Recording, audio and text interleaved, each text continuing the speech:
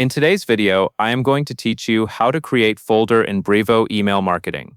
Keeping your contacts organized in Brevo is important, especially as your audience grows. Folders help you group related contact lists together, so it is easier to manage campaigns, find the right list quickly, and keep your workspace clean. In this walkthrough, you will create a new folder from inside the Lists area. Start by logging into your Brevo account and looking at the main navigation. From here, click on CRM, and then go to Contacts.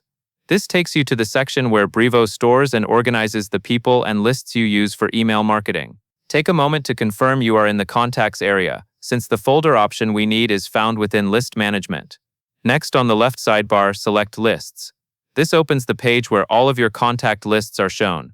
This is also where Brevo lets you manage folders that hold your lists.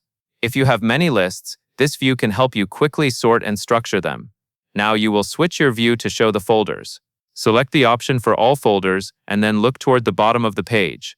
You should see an option that says Add a new folder. Click Add a new folder to begin creating a fresh folder for your lists. After you click it, you will be prompted to enter a folder name. Type your folder name carefully. Use a clear name that describes what will go inside, such as a campaign category, a business unit, or a specific audience type.